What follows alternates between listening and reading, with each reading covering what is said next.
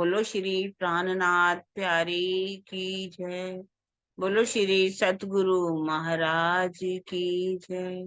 पद्मावती पुरी धाम की जय।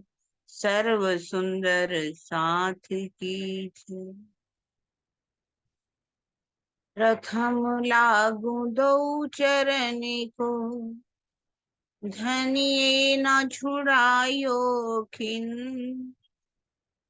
लाख तली लालेड़िया, मेरे जीव के ही जीवन।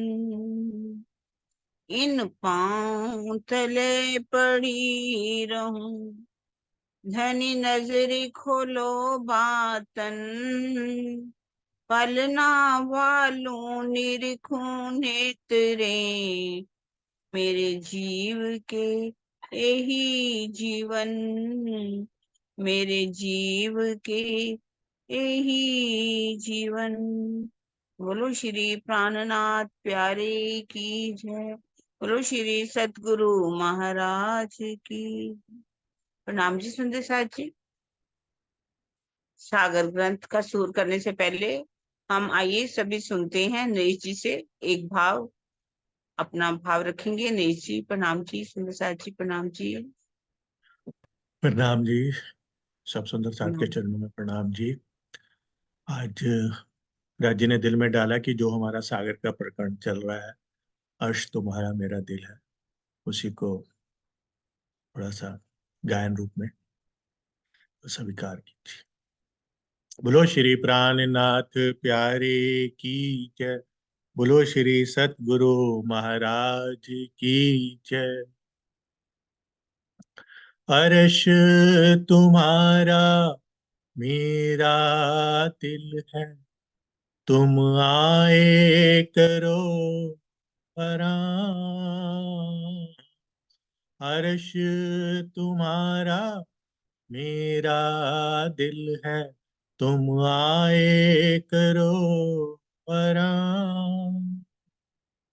सेज बिछाई रुच रुच के, सेज बिछाई रुच रुच के, यही तुम्हारा विश्राम। अर्श तुम्हारा मेरा दिल है, तुम आए करो आराम। अर्श कहा दिल मोमिन, अर्श में सब बिसात। अर्श कहा दिल मोमिन, अर्श में सब बिसात। निमख न्यारी क्यों होए सके, निमख न्यारी क्यों होए सके। रूह निस्बत हक जा, अर्श तुम्हारा मेरा दिल है, तुम आए करो आराम। इश्क सुराही ले हाथ में, पिलाओ आठों जाम। इश्क सुराही ले हाथ में, पिलाओ आठों जाम। अपनी अंगना जो अर्श की, अपनी अंगना जो अर्श की, ताए दीजो अपना ताम। अर्श तुम्हारा मेरा दिल है, तुम आए करो आराम। इलम दिया आए अपना, भेजी साहिदी अल्लाह कलाम। इल्म दिया आए अपना, भेजी साहिदी अल्लाह कलाम। रूहें त्रिखावंती हक की, रूहें त्रिखावंती हक की, सोचा है धनी प्रेम का। अर्श तुम्हारा मेरा दिल है, तुम आए करो आराम। प्यारे कदम राखूं छाती मिने, और राखूं नैनों में। प्यारे कदम राखूं छाती मिने, और राखूं नैनों पर।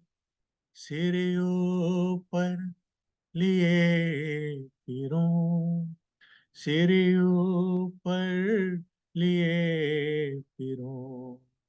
बैठो दिल को अर्श कर, हर्ष तुम्हारा मेरा दिल है, तुम आए करो आराम।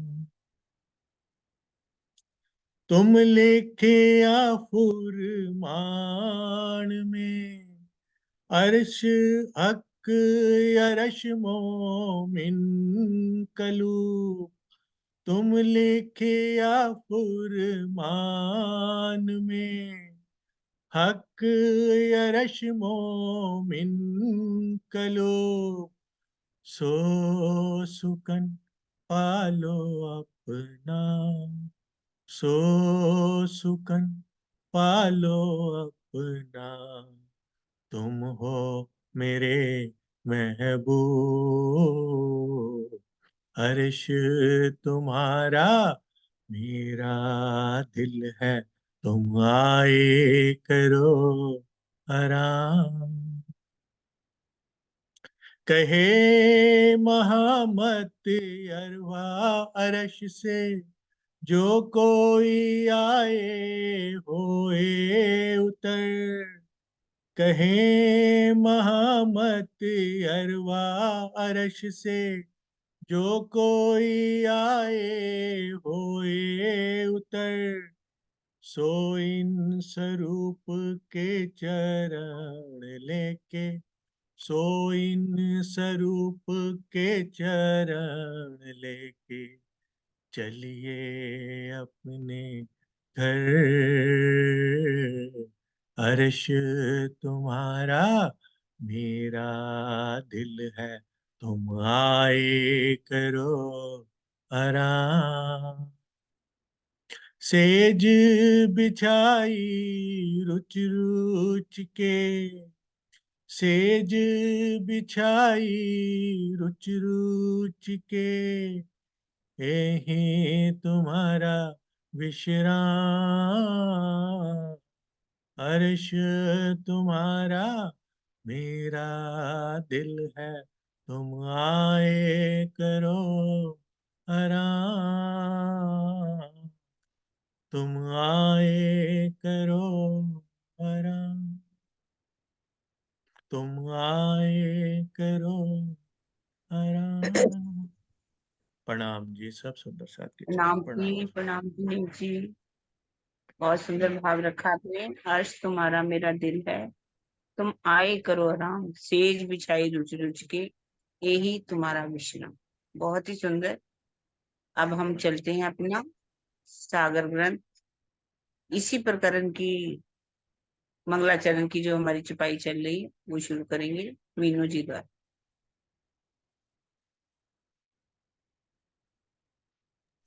प्रणाम जी सुंदर साथ जी। बोलो श्री प्राणनाथ प्यारे की जय। प्रकरण 8 चल रहा है हमारा, 24-27 हमारी इसी प्रकरण की, जो अभी नरेश जी ने बोला। जाथे चरण जुदे हुए, सो आसिक खोले क्यों नैन। ए नैन कायम नूर जमाल के, जासो आसिक पावे सुख चैन। अपने नेत्रों में प्रीतम की बसी हुई शोभा को भला परम धाम की ब्रह्म सृष्टि कैसे छोड़ सकती है। धनी के ये नूरी नेत्र अनवरत ही प्रेम रस की वर्षा करते हैं, जिससे आशिक ब्रह्म सृष्टियों को प्रेम के आनंद का रस प्राप्त होता है। इस चौपाई में चरणों का तात्पर्य संपूर्ण श्रृंगार से है। मात्र बाह्य चरणों से ही नहीं, नेत्रों को बंद कर लेने का भाव है कि प्रीतम की शोभा को बसा लेना। जिस प्रकार हम अपने बाह्य नेत्रों को बंद कर हृदय के आंतरिक नेत्रों से धनी को देखते हैं और बाह्य नेत्रों को खोलते ही आंतरिक नेत्रों से दिखना बंद हो जाता है, उसी प्रकार का भाव इस चौपाई में व्यक्त किया गया है।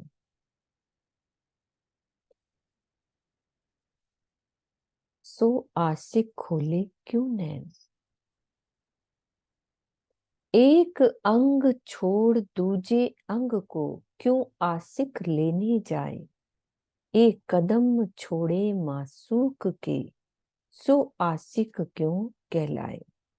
धनी की चाहने वाली आशिक ब्रह्म सृष्टि प्रीतम के एक अंग की शोभा को छोड़कर दूसरे अंगों में नहीं उलझती। वह ब्रह्म सृष्टि भला कैसे आशिक कहला सकती है जो प्रीतम के इन नूरी चरणों को छोड़कर कहीं और नजर कर ले। इस चौपाई का भाव ये कदापि नहीं समझना चाहिए कि ब्रह्म सृष्टियां धनी के मात्र एक ही अंग की शोभा को देखती हैं। यदि ऐसा है तो सागर श्रृंगार ग्रंथ में श्री राजी का नख से शिख तक 7 बार श्रृंगार का वर्णन कैसे हुआ। इस चौपाई का मूल भाव यह है कि परम धाम की वाहिदत में सभी अंगों का सौंदर्य बराबर है। अनंत सौंदर्य वाले किसी भी अंग की तरफ यदि आत्मा की नजर जाती है तो वह उसमें इस प्रकार डूब जाती है कि उससे निकल पाना उसके लिए संभव ही नहीं होता।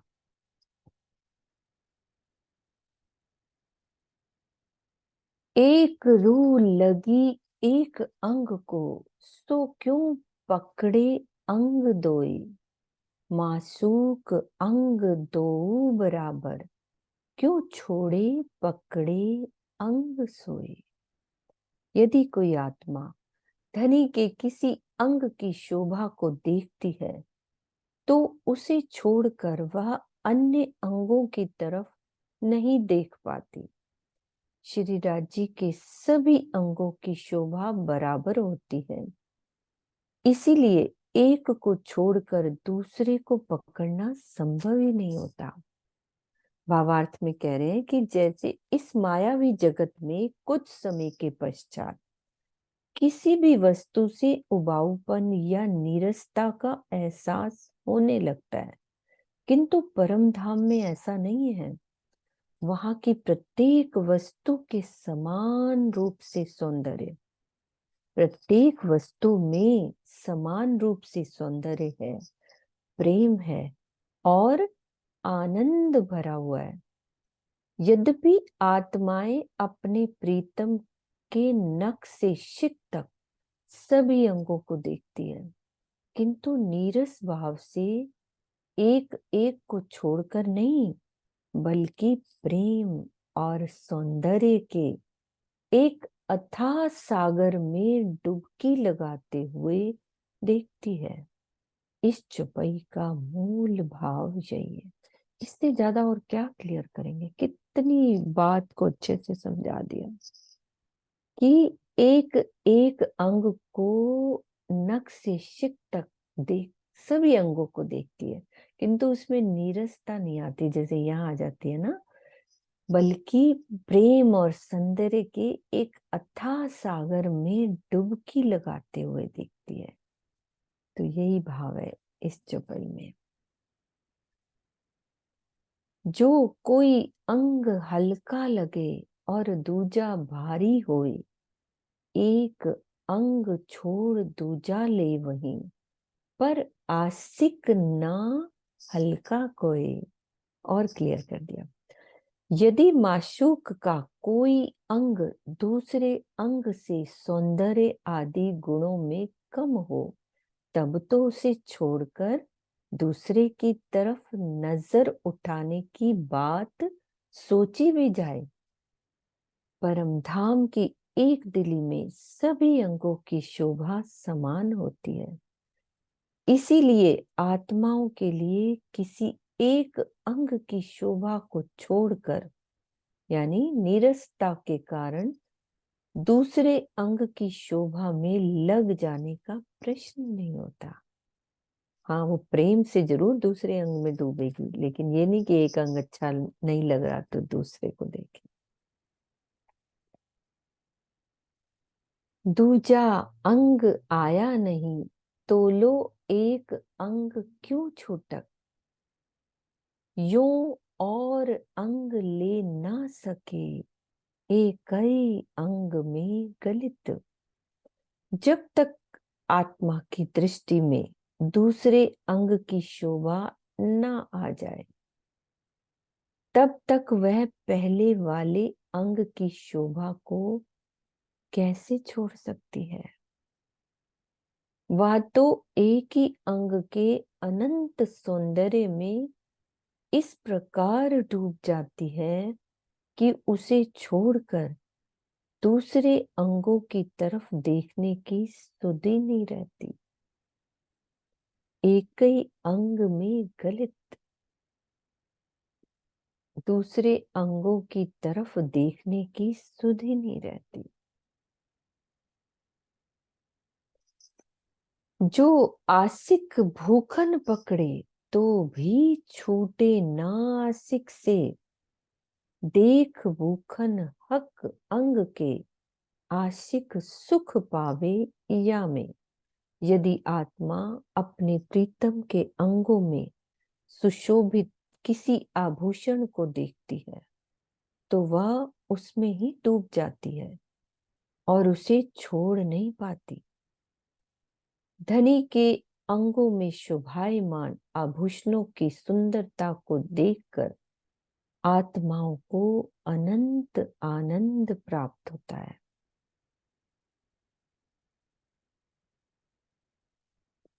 नूरी परम धाम में आभूषण भी धनी के अंगों की ही शोभा होती है।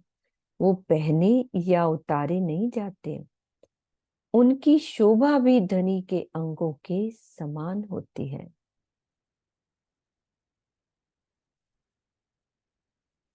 हक के अंग के सुख जो, सो जड़ भी छोड़े नाही। तो क्यों छोड़े अरवा अरस की। हक अंग आया हृदय माहे।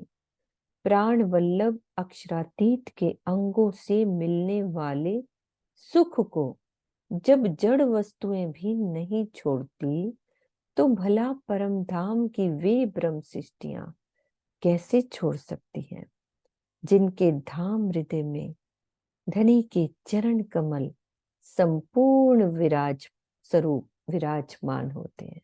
अभी मैं भावार्थ नहीं खोल रही। इसका क्या मतलब है कि सो जड़ भी छोड़े नाही। तो क्यों छोड़े अरवा अरस की। हक अंग आया हृदय माए। ये आगे भी हमने किया हुआ है कि यहाँ जड़ का क्या मतलब है।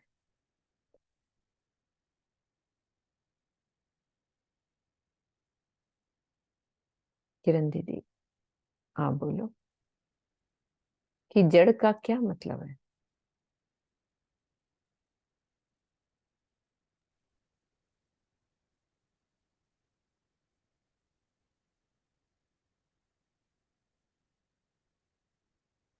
हाँ, आशी दीदी आप बोलो।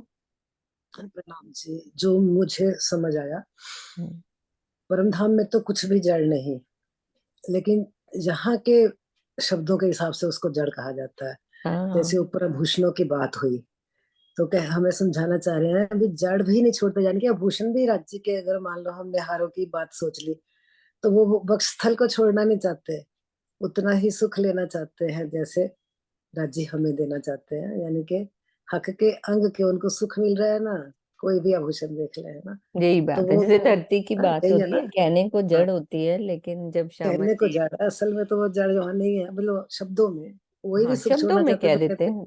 कैसे छोड़ोगे, हम हम्म कैसे छोड़ेंगे।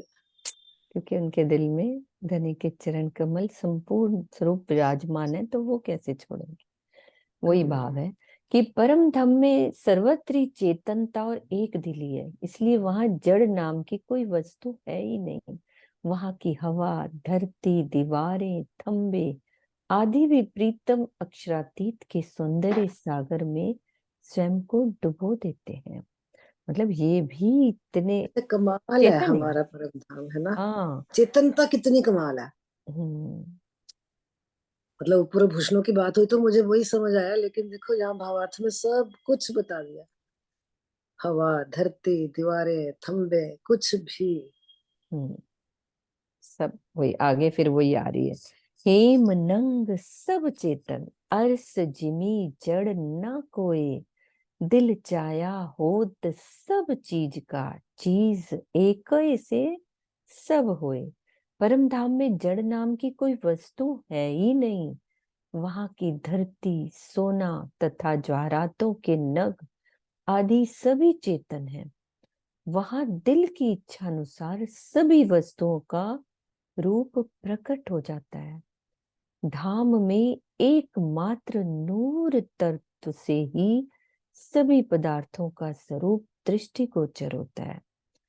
भावार्थ में समझा रहे हैं कि जिस प्रकार इस संसार में मोह तत्व से समस्त सृष्टि प्रकट होती है, उसी प्रकार संपूर्ण परम धाम के 25 पक्ष धाम धनी की मार्फत मार्फत यानी कि परम सत्य के हकीकत सत्य में प्रकट रूप है। वहां सोना, हीरा और मिट्टी में मूलतः कोई भेद नहीं है। यानी यहाँ तो सोना, हीरा और मिट्टी अलग अलग हो जाते, वहां तो हर चीज में नूर तत्व समाया हुआ है। अब वो मतलब क्लियर कर दिया कि वहां की ये जड़ भी वैसे ही है। फिर आगे कह रहे हैं कि सब रंग गुण गुण एक चीज में, नरम जोत खुशबुए, ऊपर से लिंक है। सब गुण रखे हक वास्ते, सुख लेवे हक का सोए। परम धाम की प्रत्येक वस्तु में अन्य सभी वस्तुओं के रंग और गुण छिपे होते हैं। प्रत्येक वस्तु में कोमलता है, ज्योति है और सुगंधि भरी होती है। श्री राज्य को रिझाने के लिए ही इन वस्तुओं में ये गुण होते हैं।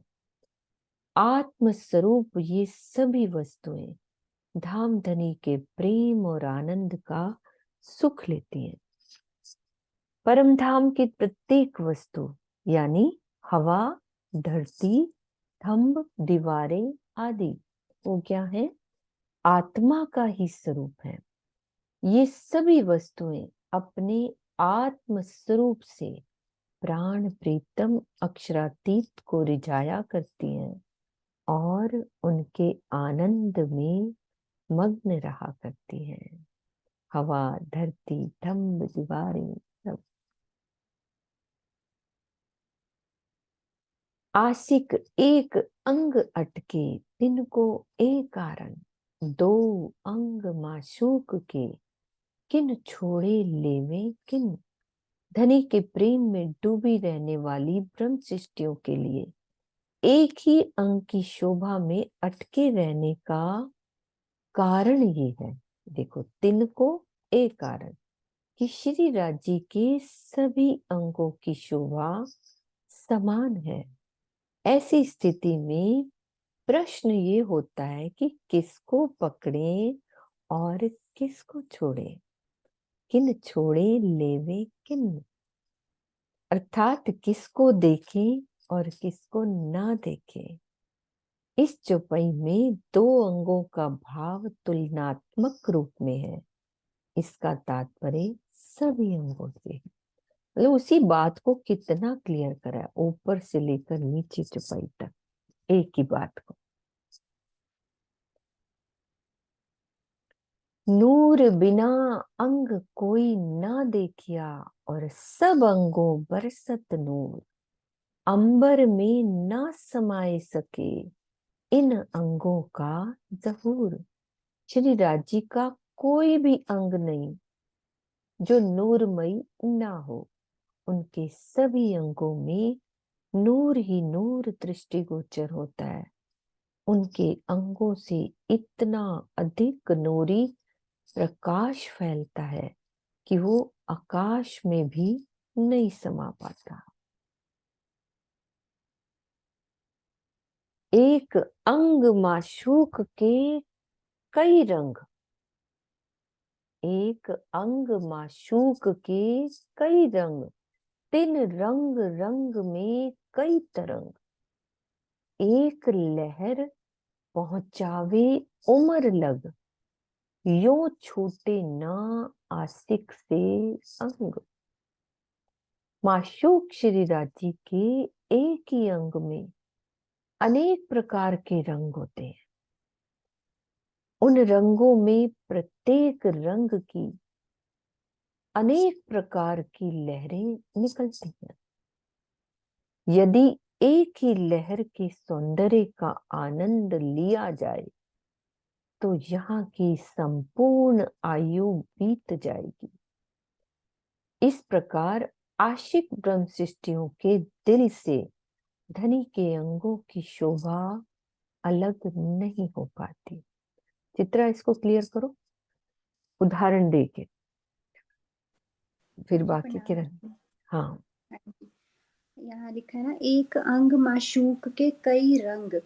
तो ये अगर हम मानो कि धनी की हस्त कमल की शोभा ही ले रहे हैं, तो जाहिरी तौर पे कई रंग में हम अगर उनकी मुंदरियों में खो जाए रूह, एक हस्त कमल में कितनी कोमलता है, उनकी पतली पतली अंगुरियां, और फिर उसमें आया आभूषण, मुंदरियों की शोभा, तो वो नखों का नूर, नखों के नूर के साथ फिर मुंदरियों का नूर। तो कह रहे हैं कि वो जो धनी जब बात करते हैं, जब पाग सवारते हैं, जब माहो माहे श्यामा जी के साथ बतियाते हैं, तो किसी भी तरह से उनके हाव भाव में कहते एक अंग इतना प्यारा लगता है। अगर आशिक बन के देखें, अगर रूह वो ऐसी आशिक नजर से देखे, तो उसका वो मन नहीं करेगा कि मैं अब ये हस्त कमलों की शोभा देखकर देखती रहूं और छोड़कर इसको कहीं और अंग में जाऊं। तो प्रेम की बताइए कि कितनी गलित गात हो जाएगी वो सिर्फ अंगुरियों की शोभा देखने में, जिसमें से कितने तरह तरह के रंग निकलेंगे। और वो तरंगे जो लहरें, कहते कि देखते देखते आसमान में इतना भर जाता है जहूर उनका कि आसमान भर गया, पूरी जिमी भर गई। चाहे उनके केशों का नूर है, चाहे उनके हस्तकमल की मुंदरियों का नूर है, एक एक उससे आभूषण से, उनके अंग से इतना नूर बरसता है। और अगर वैसे बातिनी तौर पे देखें कि एक अंग माशूक के कई रंग, अब कोई भी अंग में अगर रूह है तो कई रंग का मतलब ये भी हो सकता है कि हमें उसका क्या क्या अनुभव हुआ, मेरी आत्म को किस तरह से वो प्रेम में डूबी। हमारे उसके कई रंग हैं, उसमें से हमें प्रेम भी दिखेगा, प्रेम भी एक रंग है, उसमें हमें आनंद मिलेगा, वो उल्लासित महसूस करेंगे। फिर हमें अपनी निस्बत की पहचान से लगेगा कि ये धनी के अंगों का नूर तो मेरे लिए आया है। धनी, मैं जैसे आपको वहां परम धाम में पल पल रिझाती थी, धनी ने पूरी की पूरी तारतम बानी। तो वो एक एक अंग में अगर चितवन से खोएंगे तो यहाँ रहते रहते आत्म को उसके कई रंग महसूस होंगे। और वहां देखें तो जाहिरी तौर पे किसी भी अंग को देखे, रो उसमें इतनी गलित गात है कि उसका वो अंग छोड़ के आगे जाने का मन ही नहीं करेगा। हाँ जी दीदी, मैं तो इसलिए क्लियर करना चाह रही थी कि रंग रंग में रंग कई तरंग, फिर एक लहर उसकी जो तरंग में फिर एक लहर पहुंचावे उमर लग। किरण दीदी, कुछ रह गया तो और बता दो।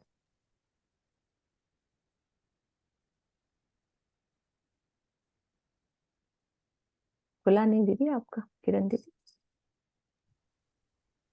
हाँ जी, क्या बोला है? अच्छा बोल दिया इसने, हाँ जी, हो बहुत गया अच्छा ना। चित्र, हम्म। बढ़िया बढ़िया, बहुत ही अच्छा, बहुत ही बढ़िया। बहुत प्यारा था, समझ में आ जाती है ना ये रंग तरंग। बड़ी प्यारी लगती है। जो कदी मेहर करे मासूक, तो दूजा अंग देवे दिल आन। तो सुख लेवे सब अंग को, जो सब सुख देवे सुभान। जब कबीर जी मेहर करते हैं तो आत्मा के दिल में अपने दूसरे अंग की शोभा अवतरित कर देते हैं।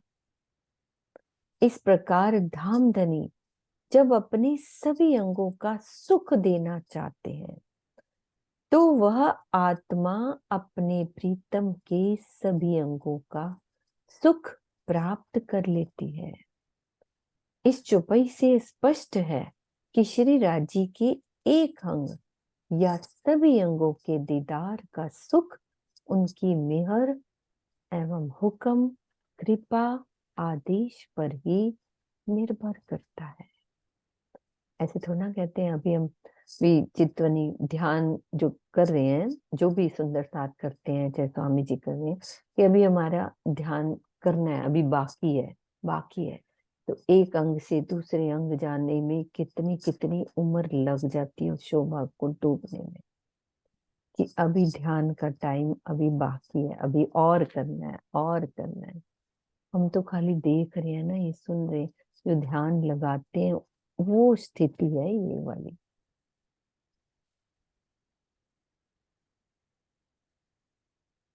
जो कदी आशिक खोले नैन को, पहले हाथों पकड़े दो पाए। ए नैन अंग नूर जमाल के, सो इन आशिक से क्यों जाए। जब कभी ब्रह्म सृष्टि अपने आत्मिक नेत्रों से प्रीतम को देखती है तो सबसे पहले अपने दोनों हाथों से धनी के दोनों चरणों को पकड़ती है। धनी के नेत्र तो प्रेम के सागर हैं, भला आत्मा उनका दीदार क्यों नहीं करेगी। तो धनी के दोनों चरणों को पकड़ना एक भावात्मक और अलंकारिक अभिव्यक्ति है। चित्तवनी की प्रक्रिया में प्राय ऐसा किया जाता है, किंतु स्वलीला अद्वैत परम धाम में चरणों में प्रणाम करने की प्रवृत्ति नहीं होती। इस चौपाई में नेत्रों को खोलने की बात कही गई है तथा इसी प्रकरण की 27वीं चौपाई में भी नेत्रों को खोलने की बात कही गई है, किंतु दोनों कथनों में बहुत अंतर है। इस प्रकरण की चौपाई 27 में बाह्य नेत्रों को बंद करने और आत्मिक नेत्रों को खोलने का प्रसंग है, तो चौपाई 40 में मात्र आत्मिक नेत्रों को खोलकर दीदार करने का प्रसंग है। अभी हमने ऊपर पढ़ी थी ना वो वाली चौपाई, बाह्य नेत्र और आंतरिक नेत्र की, तो 27वीं चौपाई में ये मैटर है। और इस चौपाई में जो कहा गया है वो ये आत्मिक नेत्रों को खोलने से। ये पहले हाथों पकड़े दोए पाए, जो कदी आशिक खोले नैन को, अंदर से जब नैन को खोलती है, आत्मिक नेत्रों को खोलती वो वाली। तो ये मंगलाचरण हमारा संपूर्ण हुआ है। अब आगे 41 चौपाई है, शुरू हो रही है। इजार जो नीली लाही की, नेफा लाल अतलस। नेफे बेल मोहरी कांगरी, क्यों कहूं नंग जरी अरस। श्री राज जी की इजार यहाँ पे वर्णन हुआ है पहली इजार का, तो वो है नीली लाई को, यानी हरे रंग की इजार, और उसका नेफा लाल रेशम का बना हुआ है। नेफे पर लताओं और मोहरी में कांगरी की शोभा है। उसमें स्वर्णमयी तारों से जड़े हुए परमधाम के नूरमयी नगों की शोभा का मैं वर्णन कैसे करूं।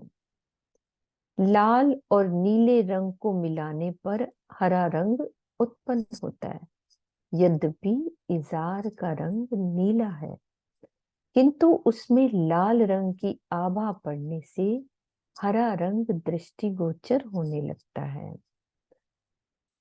अच्छा, ऊपर से लाल रंग की वो पड़ती है ना। पायजामे की डोरी यानी नाड़ा डालने की जगह को नेफा कहते हैं। नेफा है ना, नेफा लाल अतलस। काड़ों पर पीड़ी तले मिही चूड़ी शोभित इजार, जोत करे माही दामन झाई उठे झलकार।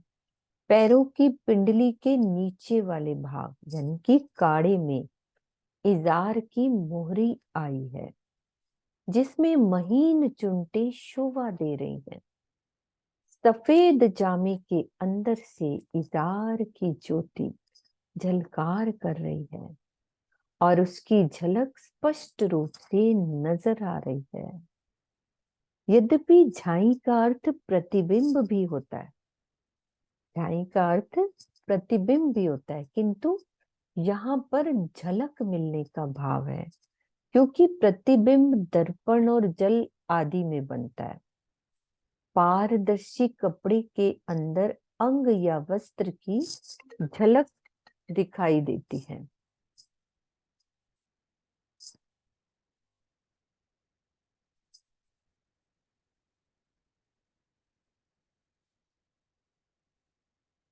इजार बंद नंग कई रंग और कई कांगरी बेल माही, फूल पात कई नकस शब्द न पहुंचे ताही। पजामे को बांधने वाली डोरी, पहले तो नेफे का वर्णन हुआ, अब डोरी का वर्णन है कि जार बंध में अनेक रंग के नग जड़े हुए हैं। इनमें अनेक प्रकार की कांगरी और बेलों की शोभा है। अच्छा, नाड़े में भी कांगरी और बेलों की शोभा है, जिसमें अनेक प्रकार के फूलों और पत्तियों की नक्शकारी है। इसकी शोभा का वर्णन करने के लिए संसार के शब्दों में सामर्थ्य नहीं है। कई रंग नंग माही रेशम, रंग नंग धागा न सूजत, हाथ को कछु लगे नहीं, नरम जोत अतंत। इस रेशमी इजार बंध में अनेक प्रकार के रंग हैं और बहुत से नग भी जड़े हुए हैं।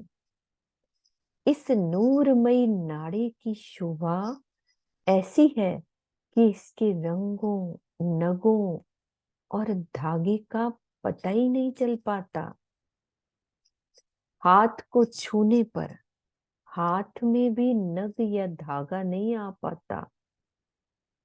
इसकी कोमलता और ज्योति अनंत है।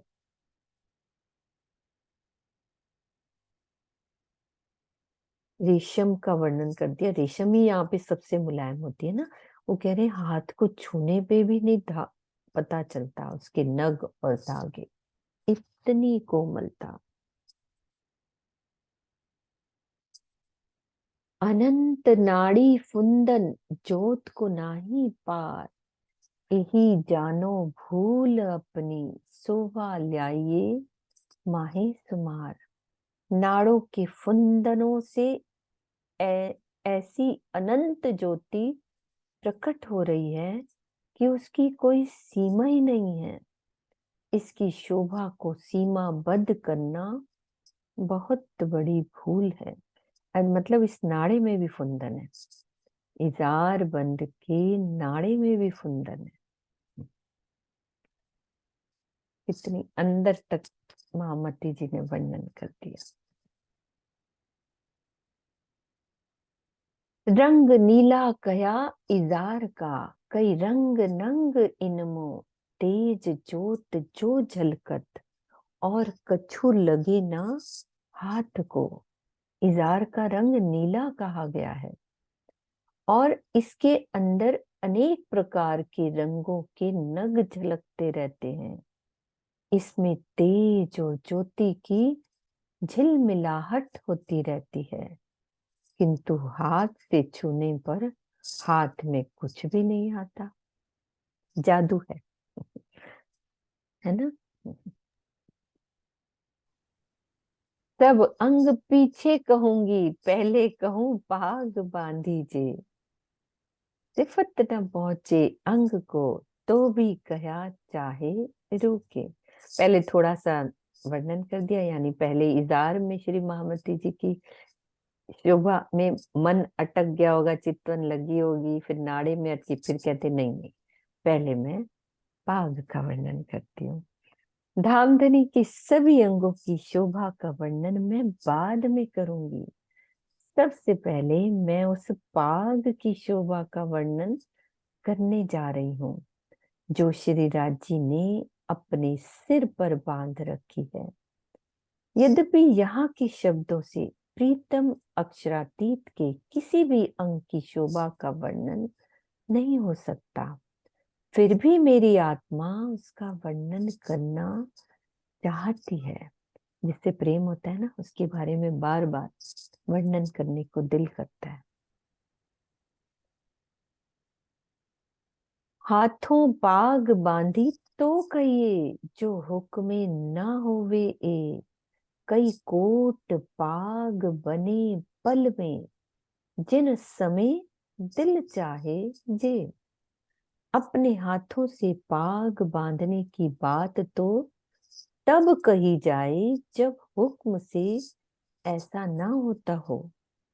धामधनी अपने दिल में जब भी चाहते हैं, उसी समय एक पल के अंदर पाग के करोड़ों रूप बन जाते हैं। तो इस चौपाई में यह प्रश्न होता है कि श्री राजी पाग अपने हाथों से बांधते हैं या पाग के रूप स्वतः ही बनते रहते हैं। तो इसके उत्तर में यही कहा जा सकता है कि दोनों ही बातें परम धाम में होती हैं। लीला रूप में धामधनी अपने हाथों से पाग बांधते हैं तथा उनकी श्यामा जी की और सखियों की इच्छा अनुसार भी पाग या सभी श्रृंगार पल भर में करोड़ों रूप धारण कर लेते हैं। दोनों बातें आ गई, है ना। हाँ बोलो आशीष। पाग पाग भी तो चित्तन है ना, जब पाग का अपना ही दिल कराया कि मैं अब डिफरेंट रूप, अलग रूप लेके पिया जी को रिझा लूं, तब हाँ, अपने आप बनती है ना। अरस परस हो गया।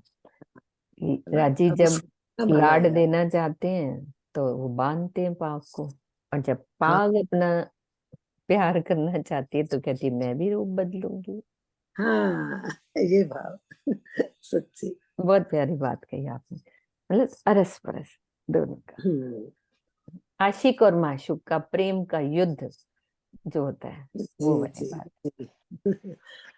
ये अच्छी बात है ना, इस चीज को हम जैसे हमारा भी दिल करता है ना चितवन में कि हम धनी को अपने हाथों से, है ना, श्रृंगार कराएं, हाँ हाँ, है ना। तो और बिल्कुल। कभी होता है कि अपने आप भी बदलता अभी रहता है, देखते रहे, हाँ देखते रहे देखते रहे देखते, बस। हाँ जब वो अपने वाली। आप बदला तो पाक अपना दिल कराया भी मैं अब हाँ रिझा लूं। रूजिनस कहते हैं ना, वाणी में आता है ना रूजिनस। जैसे उस दिन श्रीवास्तव जी अपनी चर्चा में भी कह रहे थे कि एक एक चीज वहां पे रूजिनस है। जैसे नाड़े का हमने पढ़ा कि वो हम उसे छू नहीं सकते, कोमल तो है ही है, लेकिन रू है वो। एक नाड़ा भी रू समान है। कैसे रंग बिखेर रहा है, चित्रकारी का वर्णन आया तो कैसे उसमें मुझे लग रहा था जैसे ऊपर की चौपाइयों को वो नीचे प्रूव करते जा रहे हैं कि नाड़े में खो गई रूह तो नाड़े में ही खो गई, फिर कहते कि नहीं नहीं पहले मैं पाग का पाग वर्णन कर। मतलब तो पहले ऊपर काना एक अंक को अटकी हाँ तो आगे नहीं जा सकती, लेकिन हाँ वो कहते नहीं राजी आगे की भी शोभा दिखा रहे हैं, अरे ये भी देखना है मुझे, वो भी प्यारा लग हम्म। रहा है। ये वाली और ये मेहर हुई महबूब की, तो दूसरा अंग आया, और हाँ, वो आया रूहों के लिए, रूहों के, हमें ये वर्णन सुनाने के लिए। बिल्कुल। नित्य नौतन राज्य सुख देते हैं।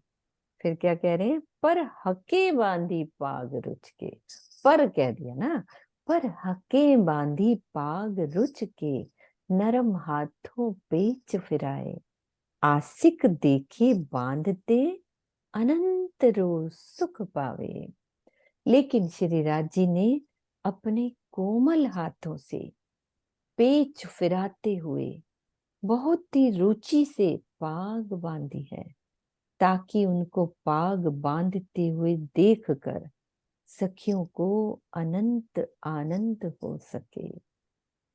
उसमें कितनी तरह की अदाएं हमने पढ़ी थी, बहुत ही प्यारा वर्णन था वो भी। बिल्कुल।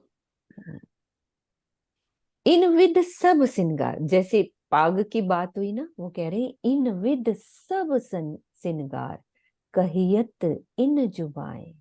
हाँ जी मम्मी बोलो, खोलो।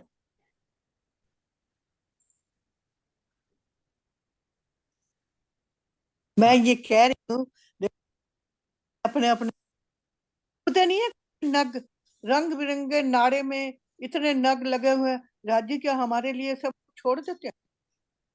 तुम देखो रंग चुन्नट, तो हमारे लिए ये सब कुछ कर रहे हो ही नहीं है।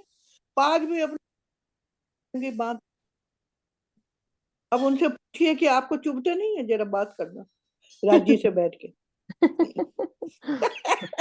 राज्य से बैठा कि मैं, अरे मम्मी बता रही है कि आपको चुभते क्यों नहीं है, हमारे को बताइए। अच्छा आप ही बात कर लो आपके राज्य से। मैं मैं मेरे अपनी से तो बात करते ही नहीं ना, मैं मेरे से ऐसे नाराज है। कैसे नहीं करते, नहीं नहीं, नाराज करते हैं राज्य तो, तभी आप राज्य तभी कभी आपके मन में नाराज प्रश्न होते ही आया। नहीं है। नहीं, प्रश्न भी मैं तो ये तभी आया ना, प्रश्न भी तो तभी आया, बात करते हैं तो आया ना, तो मैं प्रश्न भी कह कहाँ रही, से आता। मुझे कितनी देर से याद आ रहा है कि ये राज्य को कुछ भी चुभता नहीं है, हमारे लिए सारी पाग भी बांधनी है, नारे के भी, ये चुन्नट में भी, और रंग बिरंगे और कले जाओ, उसके पास इतनी भी है, नहीं बदलते ही नहीं है, एक रंग को पकड़ ले तो हम सारा सब मिल जाता है। बताओ, ये हाँ राज्य हमारे ये लिए कर रहे हैं ना, बिल्कुल है? हमारे लिए, सब कुछ हमारे हमारे लिए कर लिए। रहे हैं, और क्या कर रहे हैं, हाँ इसीलिए जी, मैं पूछ रही हूँ, राज्य से पूछ लेना जरा हाँ कि ये पूछेंगे, क्या। आज पूछेंगे। हाँ बिल्कुल पूछना, मेरी तरफ से पूछ लेना कि ठीक ये है। मैं पूछ रहे हैं कि आपको चुभता एक भी नहीं है, इतने हीरा मानिक मोती निसलिया नथनिया कितने रंग बनते हो, हाय हाय हाय हाय, कैसे लगता होगा भैया, हम एक रंग पहन लेते हैं तो घबरा जाते हैं, बदल दो वो बदल दो। चेतन है ना मम्मी, वहां हाँ की वही तो, हर वो चीज तो पेड़ चेतन पौधे है। ही वही तो चेतन है, मैं तो ना, ये दिक्कत। सबसे बड़ा इसलिए मैं कोमलता का गुण है। उनके पास कोमलता कितनी है, ये तो उनके हमारे लाड पास के तो क्वेश्चन हो रहे हैं किरण दीदी, उनको पता है ये सब है, ये लेकिन ये लाड़ ना कुछ भी बोलना है मुझे, कुछ भी कहना है बस। हाँ जी मेरे को मिथिलेश जी, बोलना। कोई बात नहीं, हाँ कोई ठीक है बात नहीं प्रणाम ठीक है। जी। राजी। हाँ जी प्रणाम प्रणाम। जी दीदी। अभी थोड़ा सा दीदी ने कुछ बोला तो मेरे चेहरे पे हंसी आई, नहीं तो अच्छा, मैं बड़ी गुम हो रखी थी सुबह से आज, सच में। अच्छा जी। आज इतना उदास सा हो रहा था, अभी दीदी ने ये बोला कि आप बताना मम्मी मेरी ये पूछ रही हैं, मेरे को अंदर से दिल से हंसी आई। मैं कहा देखो थोड़ा सा तो कोई सांस देता है हंसने का। मैं बहुत आज डीपली सोच रही थी आज, अरे वाह। अभी बहुत खुशी हुई। रोज बोला करो दीदी थोड़ा सा आप। मम्मी आपके लिए देखो सब खुश हो जाते हैं जो आप बोलते हो। ये लाड होता है, लाड में कुछ भी कहा जाता है ना। बिल्कुल। हाँ जी नरेश जी आप बोलो। हाँ जी प्रणाम जी। हाँ जी। अभी जैसे वो था ना कि भाई कभी रूहों को रिझाने के लिए, और कभी जैसे बोला कि भाई पाक की भी इच्छा पूरी करने के लिए, तो अभी अगर याद हो हमने पीछे पढ़ा था किसी आप अहमदाबाद, ना बहुत पीछे सुंदर। वाली चुपई में ऊपर चले जाते हो। आपकी नहीं भी वो पाक की सुक्का बात वहां कर रहा अटक हूँ मैं, जाती है। नहीं पाक की बात कर, अच्छा अच्छा, इन्हें कह रहे थे ना ऊपर वाली चुपई, मेरे को लगता नहीं है नहीं वही वाली मैंने नहीं चुपई कहा, एक अंक को अटकी तो वहां से निकली नहीं। नहीं नहीं आप मैं भी पाक एक की ही चुपई बात में कर, अटकी, मैं वैसे एक मजाक वाली बात कर रही कि एक चुपई में अटकी तो वहीं अटक गई। नहीं पाक, पाक का ही वर्णन चल रहा है ना। हाँ जी हाँ तो जी। हमने पीछे शायद आपने वो जब पढ़ा था ना, हमने पढ़ा पम्मी था, और हाँ किसी हाँ का, तो बिल्कुल। उसमें अब तो आया ना कि पाक, जैसे उन्होंने एग्जाम्पल दिया कि पाक चाह रही है कि भी राज्य में दे दें, तब तो हाँ, ये यहाँ कितना तक था कि जो कई बार एक लट रह जाती है, मतलब बाल केश रह जाते हैं, वो कहते हैं नहीं अब मैं बाहर रह गई, अब तुम बचाओ। दोबारा से पाक बांधो। कई बार उंगलियां उनकी, नरम उंगलियां कोमल चाहती हैं कि अब मैं नहीं अभी तक रिझी, इसलिए आप दोबारा से पाक बांधो। हाँ, कई वो बार वाली सामने शब्द। वाली रूह चाहती है कि अभी मैं नहीं रिझी, कि भी आप फिर दोबारा बांध दो, तो वो हक्के पाक बांधी रुच रुच रुचि। के। हाँ, नहीं नहीं, वो तो तो पूरी शोभा, कितना आनंद आया था उसको उसमें एक पढ़ने में। एक, कभी मस्तक चाह रहा है कि नहीं अभी दोबारा बांधो, कभी नीलवट चाह रहा है, तो मतलब वही है कि अरस परस की लीला है, राजी चाहते हैं मेरी रूह, मेरी रूहें रिझें, और रूहें चाहते हैं कि वे इस तरह की बांध हो जाए, इस तरह की बांध वो अपेक्षा हो। ने जो वर्णन किया था, सोचो कितना बहुत अच्छा, डूबी होगी वो उस चीज पूरा में। डूब के किया एक एक उन्होंने। पाक का जो वर्णन किया था, बहुत ही प्यारा वर्णन। हम्म।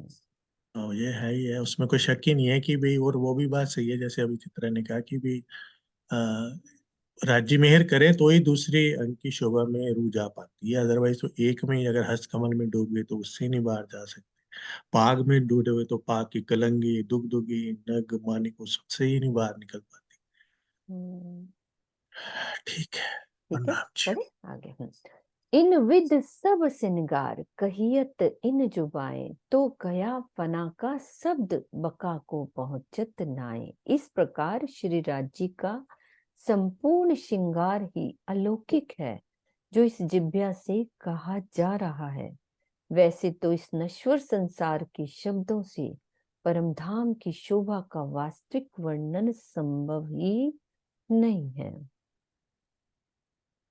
चौप किए भी ना बने, जाको ए ताम दिया खसम, ताथे ज्यों त्यों कया चाहिए, सो कहावत हक हुक्म। जब धाम धनी मेरे हृदय में, श्री महामती जी कह रहे हैं कि जब धाम धनी मेरे हृदय में अपना संपूर्ण श्रृंगार अवतरित कर दिया है, तो मेरे लिए चुप रहना संभव नहीं है। चुप, हाँ, चुप होना ये चाहिए मुझे ना यदि। लगता है कि प्रिंटिंग की मिस्टेक, चुप है ये चुप है, हाँ, चुप है, गलती चुप ही है। चुप है, चुप पहले भी आ जैसे चुका है ना वो कई बार, पहले भी 3-4 आया बार आ था चुका दीदी, अपना वो तब चमकली किया में था। भी हो गया था, वो चोपकली। हाँ हाँ, ये चुप है, वो हाँ, तो उसके उसमें तो था। मेरे को लग रहा है कि ये प्रिंट में ही लग रहा है, जहां हाँ जी, जहां हाँ वो जी। आता है, वही वर्ड आ गया सब जगह। तो मेरे लिए चुप रहना संभव नहीं है, इसीलिए जितना वर्णन होना संभव है वह मुझे कहना पड़ रहा है। इस प्रकार श्री राज जी ही अपने हुक्म से मेरे द्वारा कहलवा रहे हैं। यद्यपि युगल स्वरूप का साक्षात्कार अनेक ब्रह्म मुनियों ने किया, किंतु उसके वर्णन की शोभा मात्र श्री महामती जी को ही मिली। मूल स्वरूप के आदेश के बिना ब्रह्मवाणी का अवतरण कदापि संभव नहीं है। साहिब के हुक्मे ए बानी गावत है श्री महामत। कीर्तन का ये कथन इसी तथ्य की ओर संकेत करता है। बांधी पाग समार के, हाथ नरम उज्जवल लाल, इन पाग की शोभा क्यों कहूं, मेरा साहिब नूर जमाल। श्री राज जी के हस्त कमल बहुत ही कोमल है तथा उज्जवलता और लालिमा के मिश्रित रंग से सुशोभित है। इन मनोहर हाथों से उन्होंने अपनी पाग को बहुत ही अच्छी तरह से बांधा है। अपने प्रीतम अक्षरातीत की इस सुंदर पाग की शोभा का वर्णन भला मैं कैसे कर सकती हूँ। लाल पाग बांधी लटकती, कछुए छवि कही न जाए, पेच दिए कई विध के, हृदय सो चित ल्याए। धामधनी के सिर पर लाल रंग की बंधी हुई पाग इस प्रकार दिख रही है कि उसकी इस अलौकिक शोभा का वर्णन शब्दों में होना संभव ही नहीं है। उन्होंने अपनी अंगनाओं के लिए अपने हृदय में बहुत ही प्रेम भरकर अनेक प्रकार के पेचों से इस पाग को बांधा है। पाग बनाई कोई भांत की, बीच में कटाव फूल, बीच बेली बीच कांगरी, रू देख देख होए सनकोल। पाग की बनावट ही कुछ इस प्रकार की है कि उसमें बीच बीच में बेल बूटे हैं, जिनमें फूलों, लताओं तथा कांगरी की शोभा आई है। इस दिव्य शोभा को देख देख कर मेरी आत्मा आनंदित होती है। जो आधा फूल एक पेच में, आवे दूजे पेच का मिल, यों बनी बेल फूल पाग की, देख देख जाऊं बल बल। यदि किसी लपेट में फूल का आधा हिस्सा दिखता है, तो दूसरी लपेट में आधा फूल मिलकर पूर्ण फूल का रूप ले लेता है। इस प्रकार संपूर्ण पाग के अंदर लताओं तथा फूलों की शोभा आई हुई है। इसे देख देख कर मैं बारंबार बलिहारी होती हूँ, न्योछावर जाती हूँ। कई रंग नंग फूल पात में, ए जिनस न आवे जुबाई, न आवे मुख कहनी मिने, जो रू देखे हृदय माहे। पाग के अंदर बनी हुई लताओं की पत्तियों और फूलों में अनेक प्रकार के रंग हैं तथा अनेक प्रकार के नग भी जड़े हुए हैं। इस शोभा का वर्णन इस जिह्वा से नहीं किया जा सकता। यदि आत्मा अपने धाम हृदय में इस शोभा को देखती भी है, तो भी इसे अपने मुख से व्यक्त नहीं कर पाती।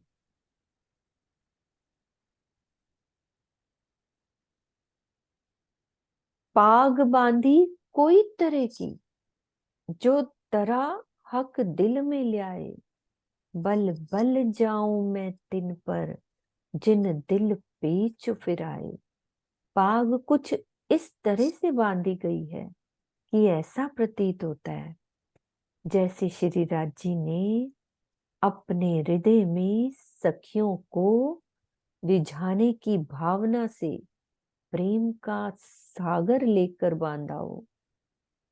श्री महामती जी की आत्मा कहती है कि जिस दिल ने इतना प्रेम लेकर इन पेचों से पाग को बांधा है, मैं उस पर बारंबार न्योछावर होती हूँ।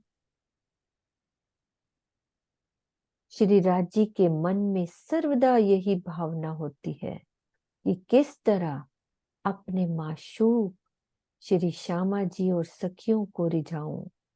उनकी हर लीला इसी लक्ष्य की पूर्ति के लिए होती है। तो इस चौपाई में भी यही भाव दर्शाया गया है।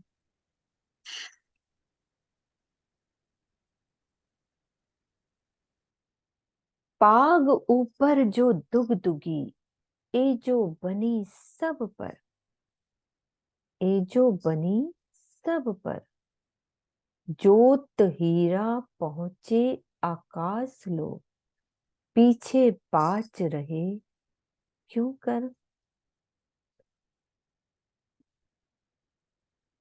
पाग के ऊपर जो दुगदुगी की शोभा आई है, उसकी बनावट सबसे न्यारी है।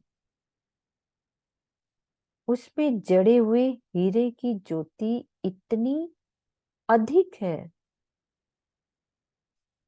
कि वह आकाश तक पहुंच रही है। ऐसी स्थिति में भला पांच ही क्यों पीछे रहे, उसकी भी नूरी ज्योति आकाश में चारों ओर फैली हुई नजर आ रही है। दीदी ये क्लियर करना, मतलब मैं अटक गई हूँ इस चीज में। पाग ऊपर जो दुगदुगी, ए जो बनी सब पर, यहाँ ये वाली लाइन ये सही है चौपाई का।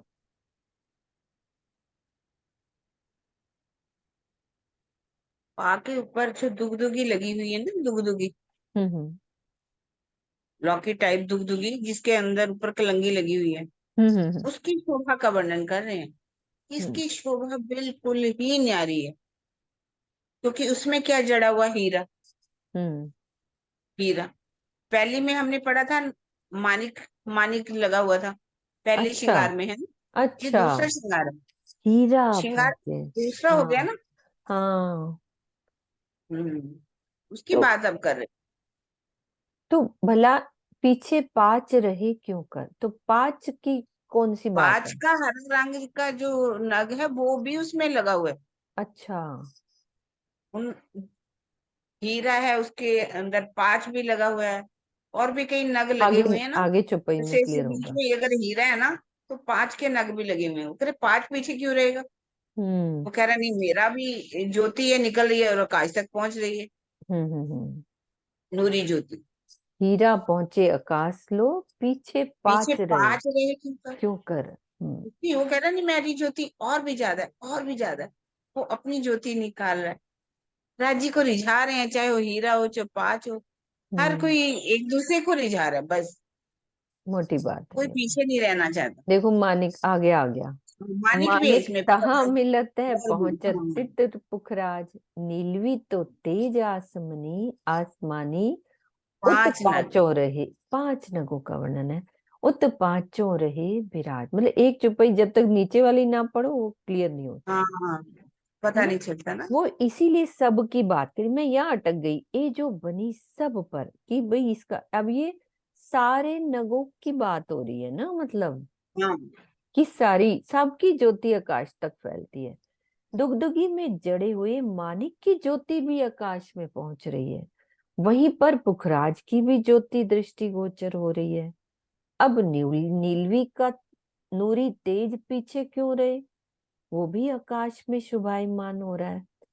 इस प्रकार दुगदुगी में जड़े हुए हीरा, माणिक, पुखराज, पांच तथा नीलवी का अलौकिक प्रकाश वहां पर विद्यमान है।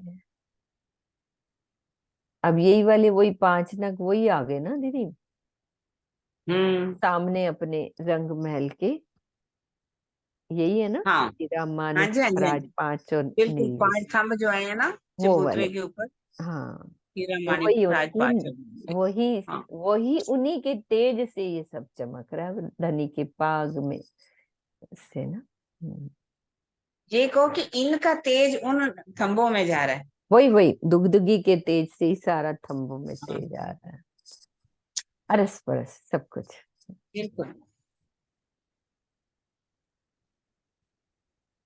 कांध पीछे केस नूर झलके, लिए पाग में पेच बनाए, गौर पीठ सुध सलूकी, जुबा सके ना सिफत पहुंचाए।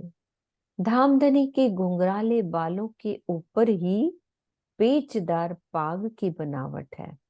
इन अति मनोहर बालों का नूर उनके कंधों के पीछे झलकार कर रहा है। श्री राज जी की गोरे रंग की पीठ इतनी सुंदर है कि उसकी महिमा का वर्णन इस जिह्वा से हो पाना कदापि संभव नहीं है। ठीक है, यहीं पे चुपाई दोहराते हैं सुंदर साथ जी। कांड पीछे पीछे केस नूर झलके, लिए पाग में पेच बनाए, गौर पीठ सुध सलूकी, जुबा सके ना सिफत पहुंचाए। जुबा सके ना सिफत पहुंचाए। बोलो श्री प्राणनाथ प्यारे या की जय। सदगुरु महाराज की जय। पन्ना धाम की जय। प्रणाम जी सुंदर सा।